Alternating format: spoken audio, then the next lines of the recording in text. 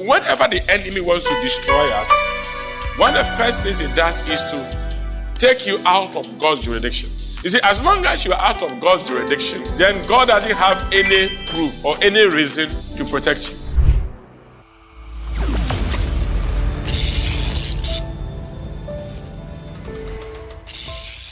The essence of God sometimes not protecting us is because we are out of His jurisdiction. If you've watched war movies, if the enemy is chasing you and you happen to run into the embassy of another nation and you declare that you are a citizen, even though the territory is for, let's say, Vietnam, and there's an American embassy in Vietnam, as soon as you enter into the American embassy zone, all their bullets and their attack missiles. Because if you shoot a single bullet into the territory of the American embassy, the whole American army is coming on you, because that territory called the embassy is not for that nation. Even though you are on earth and you are connected to the kingdom of God, if the enemy tries to attack you and you run into the will of God, automatically the enemy does not have any jurisdiction over you again. So David says something in Psalm 91, he that dwells in the secret place of the Most High. A lot of us, whenever the enemy wants to destroy us,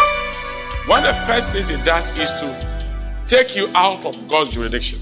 You see, as long as you are out of God's jurisdiction, then God doesn't have any proof or any reason to protect you. If you can look at the life of Job, the devil made it emphatically well that he's been trying Job. And he said it's because you have made a hedge around him and his family and his goods.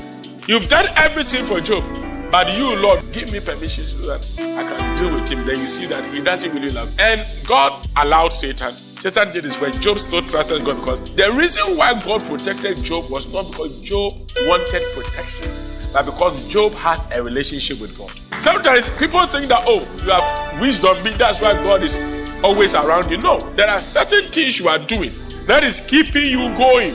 The only thing that the devil was waiting for was for Job to tell God, you are not the one who takes care of me. You are not anything to me. You are failing God. I don't need to trust you again. If you love me, you don't allow me to go through this. Then the enemy will say, voila, I said it. So if the enemy looks at you and realizes that, hey, I'm trying to fight this person and I'm not able to fight him, the next thing he will then do is that let him get out of the way. I can deal with this person. Like Job was very smart. Even his wife came and said, curse God, and I said, I won't. Though he slayed me, I'll trust him. I'll come forth like gold.